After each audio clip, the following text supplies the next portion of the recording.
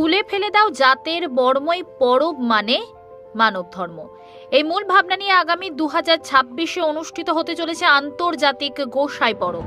শনিবার দুপুরে আরামবাগের পারুল সংলগ্ন এক বেসরকারি লজে গোসাই পরব কালচারাল অ্যান্ড ওয়েলফেয়ার সোসাইটির উদ্যোগে সাংবাদিক বৈঠকে আনুষ্ঠানিকভাবে এই পরবের তারিখ ও পরিকল্পনা জানানো হয়। পরবের আয়োজকদের পক্ষ থেকে জানানো হয়েছে আগামী 22 থেকে 26শে জানুয়ারি তেঘড়ি সংলগ্ন এলাকায় এই উৎসব অনুষ্ঠিত হবে। সেখানে থাকছে আন্তর্জাতিক বাউল ফকিরদের গান, বাউল আখড়া, হস্তশিল্প মেলা, সোনাঝুরি হাট, লাইভ পেন্টিং, পিঠেপুলি ও নানা আকর্ষণীয় মেলা। এদিনের সাংবাদিক সম্মেলনে উপস্থিত ছিলেন সোসাইটির সভাপতি ডাক্তার অশোক কুমার নন্দী, প্রদীপ গঙ্গোপাধ্যায়, কিঙ্কর দাস সহ গোসাই পরব কালচারাল অ্যান্ড ওয়েলফেয়ার সোসাইটির অন্যান্য কার্যকর্তা ও সদস্যরা।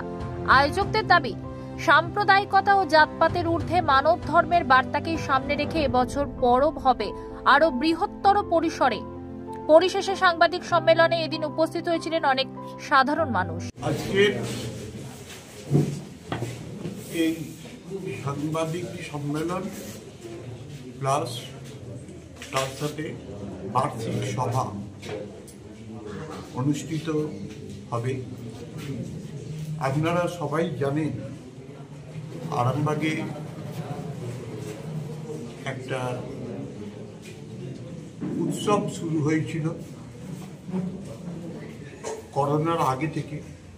করোনার জন্য মাঝখানে 2 বছর গ্যাপ গেছে, যেটার জন্য আরামবাগের মানুষ তথা আরামবাগের চারদিকের মানুষ তথা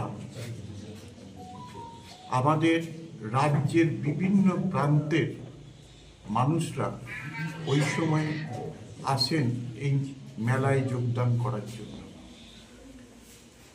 আন্তর্জাতিক গোসাই পরব মেলা, আন্তর্জাতিক গোসাই পরব এখন আর আমাদেরকে বলতে হয় না কবে হবে। অনেকেই ইতিমধ্যে ফোন করে জেনেছেন, স্যার এইবারের ডেটটা কি। যথেষ্ট পপুলার হয়েছে, শুধু আরামবাগ হুগলির মধ্যে আর আটকে থাকেনি, বহু দূর দূরান্ত থেকে আমরা গতবারও দেখেছিলাম মানুষজন এসে সামিল হয়েছে, এবং বিদেশ থেকেও আমরা গতবার দেখেছিলাম প্রায় 7-8 জন চেকোস্লোভাকিয়া থেকে এসে এই মেলায় অংশগ্রহণ করেছিলেন, শিল্পী হিসাবে নয়, দর্শক হিসাবে। প্রত্যেক বছর মেলায় যা থাকে ইন ডিটেলস পরে সেটা বলবে। একই ধরনের আছে, যতগুলো দেশ পার্টিসিপেট করে ততগুলোই থাকবে। শুধু বাংলাদেশের জানেন একটা রাজনৈতিক একটা আন্তর্জাতিক কারণে বাংলাদেশের বাউলরা এইবারেও অংশগ্রহণ করতে পারবেন না, কিন্তু আমাদের যেটা মেন থিম সেটা হচ্ছে ফেলে দাও জাতের বর্ম, মানবতাই শ্রেষ্ঠ ধর্ম। এইবারের থিম হচ্ছে আগে কি সুন্দর দিন কাটাইতাম। এর পিছনেও জাত পাতকে আমরা ছুঁড়ে ফেলে দেওয়ার আহ্বান জানিয়েছি, কারণ গানের কথাগুলো দেখলেই বোঝা যায়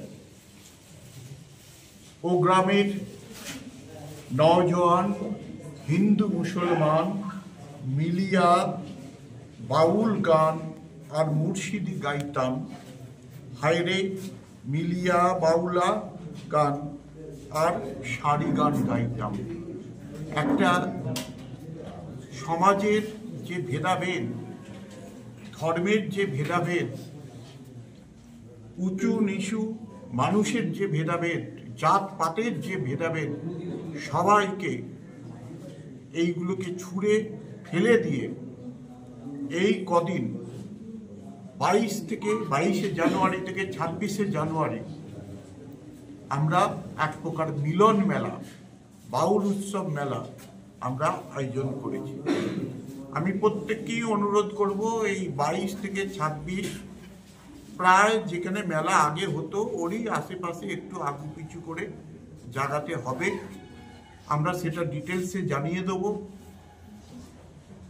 আপনারা প্রত্যেক বছরের ন্যায় এবছরও প্রত্যেককে আমাদের কমিটির পক্ষ থেকে আমন্ত্রণ জানালাম, আসুন। এখন তো চারদিকে দেখতে পাচ্ছেন কি হচ্ছে, জাত পাত ধর্ম নিয়ে খেলা।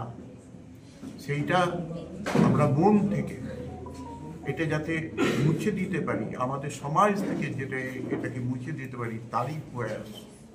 ধন্যবাদ সবাইকে, সমস্ত আমার সাংবাদিক বন্ধু ভাই সিনিয়র প্রত্যেককে আমার ধন্যবাদ জানাই।